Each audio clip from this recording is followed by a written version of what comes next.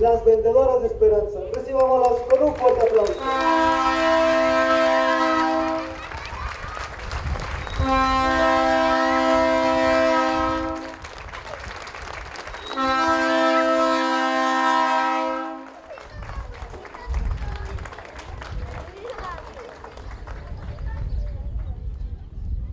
¿Quiere chiles rellenos, taquitos dorados? ¿Quiere café, té de canela, tamales?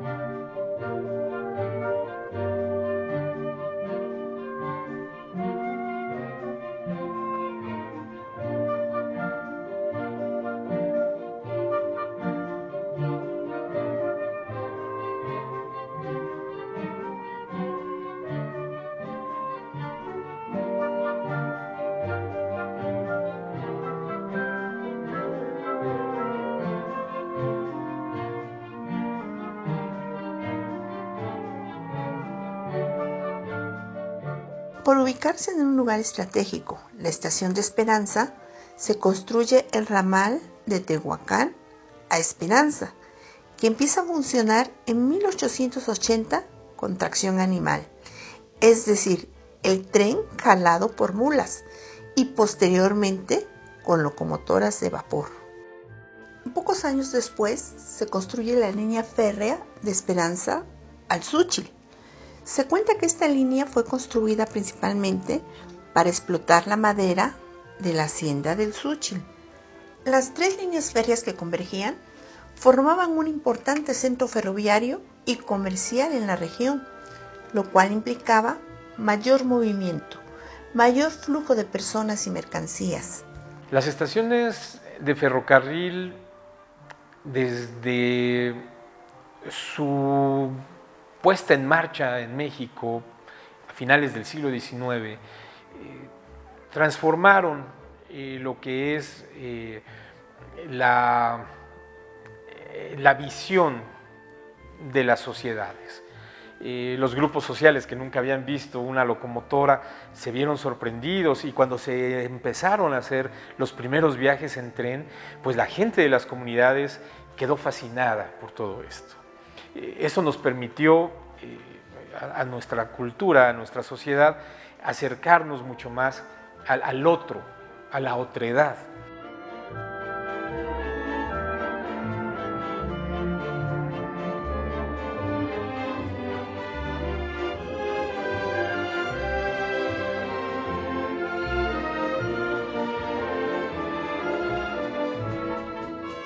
Dentro del centro ferroviario, en terrenos de las estaciones, se fueron formando pequeños asentamientos humanos.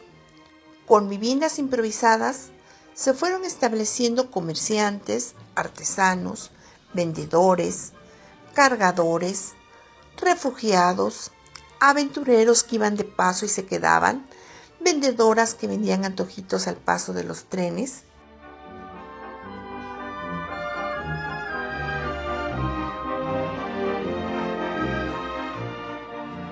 El 29 de septiembre de 1917 se eleva la Estación de Esperanza a Pueblo, gracias al gran movimiento que ya existía, y es así como inicia el Pueblo de Esperanza.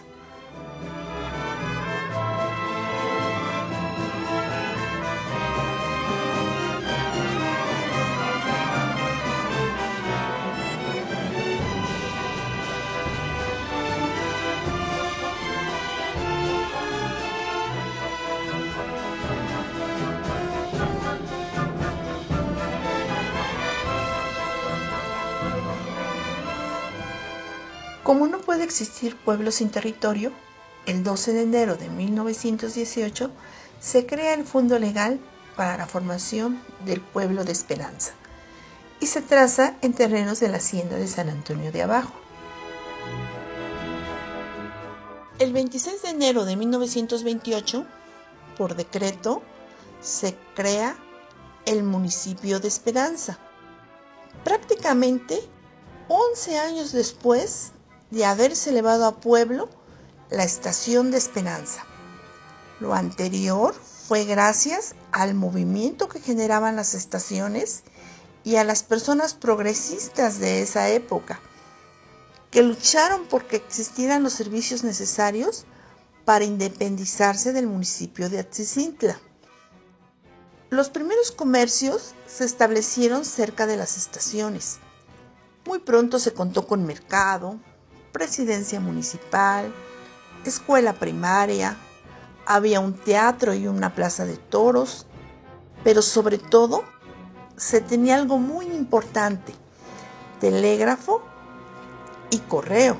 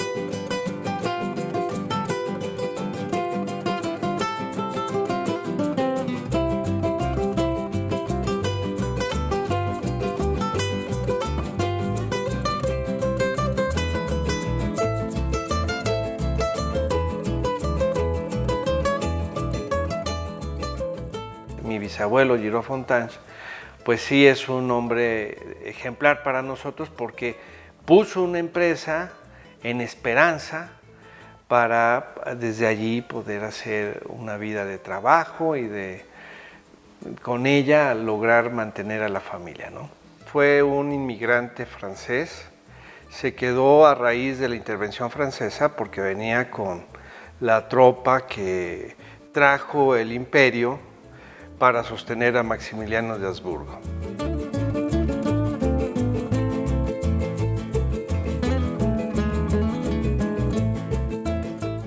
Mi bisabuelo quería que fuera otra cosa, mi abuelo, pero no comerciante. Pero después mi abuelo se dedica al comercio, con un changarrito. Y pues ahí comienza. Yo creo que debe haber sido como en 1923 o 22, cuando ya abre su negocio.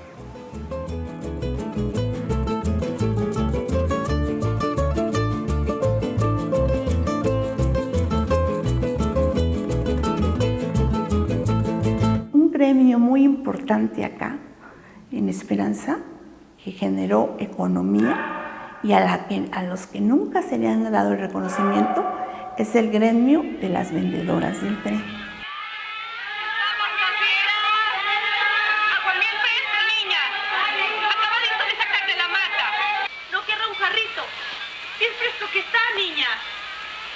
Cómpremelo para que sea con usted con quien me persino. Mi abuelita era una hacendada.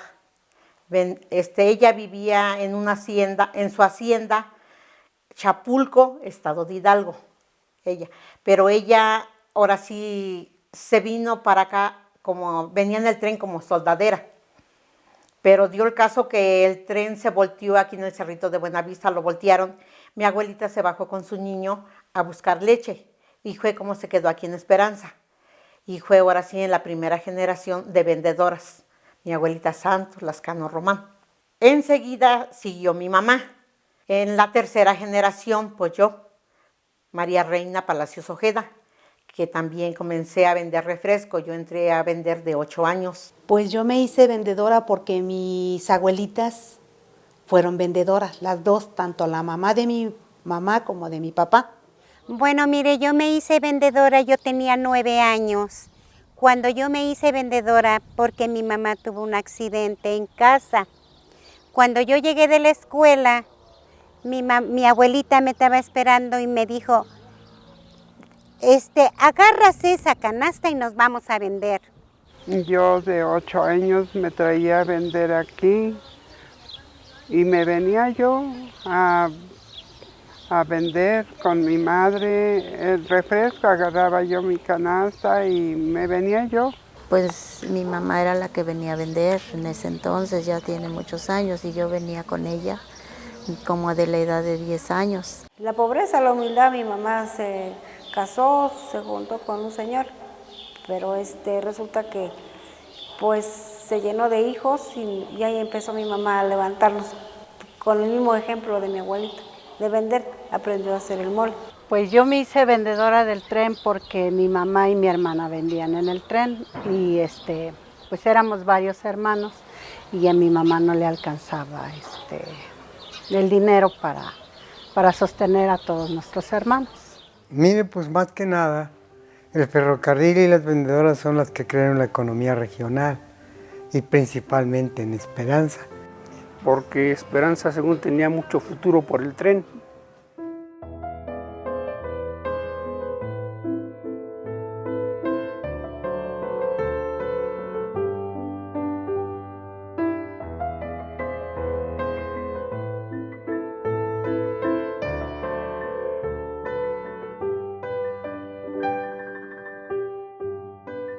Aquel bullicio, aquella alegría entre la gente que venía de fuera, la gente de acá mismo. Caminar aquí, el andén estaba lleno de personas de aquel lado, allá hacia del otro lado, allá afuera lo mismo. Sí, eso es lo que me acuerdo, que había mucha gente, que estas horas ya estaba lleno aquí, sí, de gente que se iba para Orizaba, para México, para muchas partes. Este era el medio de transporte más eficaz y más al alcance de la gente porque era barato. 2 trenes de pasajeros, 2 Méridas y 2 nocturnos, eran 6 trenes de pasajeros. Aparte que en el ramal de Puebla había un tren que le nombraban el Chicote, uno que venía de Tehuacán para acá. Él llegaba aquí 12 del día, llegaba aquí, estaba 2 horas y a las 14:02 de la tarde ya salía rumbo a Tehuacán. También ahí pues había pasaje. De ahí vino que en aquellos tiempos no había crisis económica. Había mucho dinero en Esperanza, pues ahí nuestras mamás trabajaban porque pues los papás eran campesinos o a veces eran ayudantes de campesinos, se iban a sembrar, a desenhiervar el campo, porque aquí pues casi no había trabajo. Para mí significó muchísimo, muchísimo, de verdad. Fue nuestra fuente de trabajo. Era muy, muy emotivo, era de mucha alegría porque sabía que yo al vender en el tren iba a tener los recursos para comer por la mañana. Hubo una ocasión que le platicaba a doña Carmen que yo me compré un vestido y unos zapatos, que fue lo primero que yo me pude comprar con mi dinero que yo gané, y me fui a un baile pues a bailar, ¿no? Y ya nos fuimos a bailar, dice mi hermana, vámonos, dice, porque ya va a llegar el tren. Así como salimos del baile, agarramos el rebozo, nos lo tapamos, nos venimos a vender. Nosotros vendimos y como nos fue bien, dejamos las canastas y nos volvimos a regresar de nuevo al baile. Entonces ya fue donde a mí ya me empezó a gustar, me empezó a llamar mucho la atención y ya como ya yo veía que ya tenía, pues ya le decía a mi mamá, ten tanto para ti y tanto para mí. Esto es para la comida y esto es para ir volteando lo de la canasta. Pues mi mamá en su venta vendiendo sus gorditas, sus tortillas, su pulque, pues ya pues era la que era fuerte de la casa. Ya después cuando yo crecí, pues yo era la del gasto.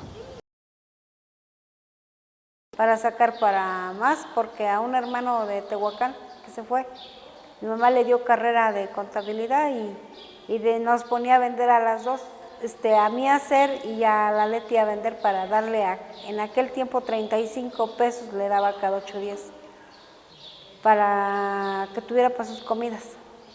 Y mi mamá se reapuraba para darle a él. y a nosotros nos ponía a trabajar.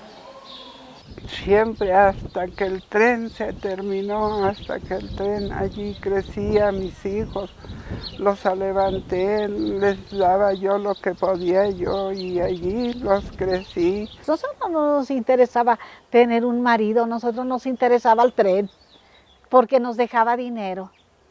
Yo tenía a mi esposo y era muy huevoncillo, ¿no? Entonces yo mejor lo dejé y me llevé a mi hija chiquita, yo bien embarazada y todo, y yo mejor me vine a mi tren. Ir a vender a mí me costó pleitos, a mí me costó todo con mi esposo porque él no me dejaba. Él no me dejaba vender, su familia, mi suegra me decía, lo vas a que sea un desobligado, tú vas a cargar con todo, pero va a ser tu problema. Y yo, me gustó el tren y yo seguí el tren. Y entonces mi esposo era ferrocarrilero, era trabajador de vía, pero llega el caso que se muere y me quedo con 7 de familia. Entonces yo lo que hice es, pues dije, ¿de qué voy a vivir? No tengo de qué. Entonces de ahí empecé a vender para levantar a mis 7 chamacos, porque todos me quedaron chiquitos. Mi papá falleció, yo tenía la edad de 5 años cuando mi papá falleció. Entonces mi mamá se encargó de ver cómo le hacía, cómo trabajar para levantarnos a los 8. Y ella encontró, bueno, también mi abuelita vendía en el ferrocarril, entonces ella se dedicó a eso, a la venta en el ferrocarril.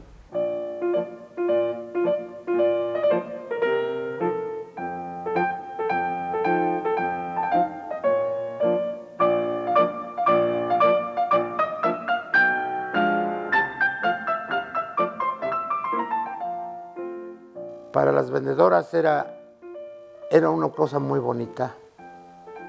Cuando llegaban los trenes, que nosotros éramos los que nos encargábamos de vigilar la entrada y salida de los trenes, que no hubiera demora, y las pobres señoras, pues salían, luego oían el silbido del tren y salían corriendo, llegaban allá, y después de eso se iban los trenes, salían las vendedoras y ya empezaban por aquí a hacer sus compras y a invertir sus ganancias ahí en más habilitarse para el siguiente tren. Entonces ya que pasaba el tren llegaban con su canasta a ver qué tanto habían vendido. De esos 15 o 17 refrescos que llevaban, solamente vendían todos o a veces no vendían nada. También vendían café y canela y pasaban a traer 30 de canela o 20 de canela. Y ya cuando regresaban a traer su mandado, mi abuelita preparaba en un papel de estraza, más chico que este.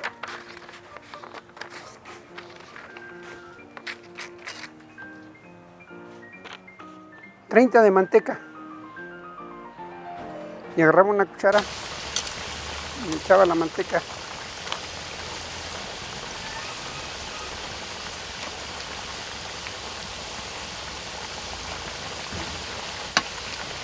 Meter más pollo. A ver, dame. Vamos a intentarlo. Comer es un acto, es un hecho social, es una práctica sociocultural. Y donde intervienen, pues por ejemplo, yo lo interpreto signos. O sea, los alimentos son signos. Y una sopa, por ejemplo, o un guisado, pues no es otra cosa sino que la combinación de varios signos, de varios ingredientes, ¿no?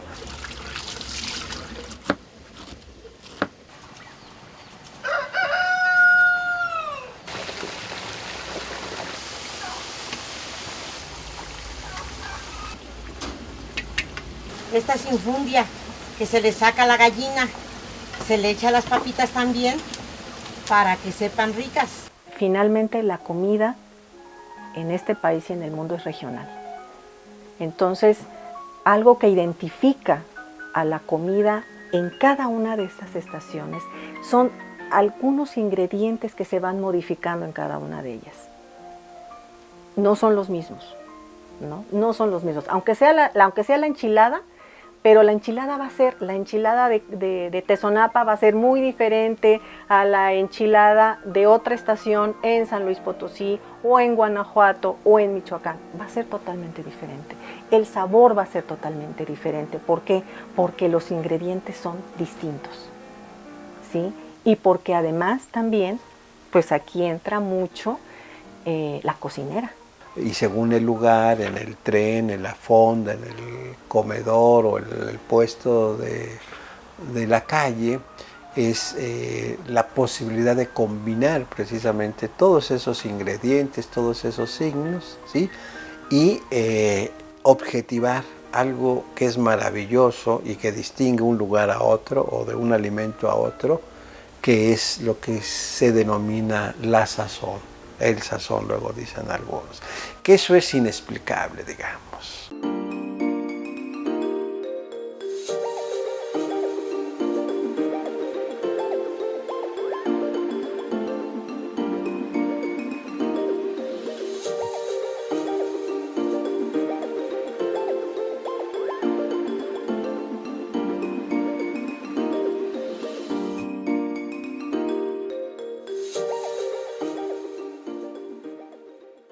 Gobierno de Puebla, un gobierno que siente y piensa como la gente. Tienes ganas de Puebla.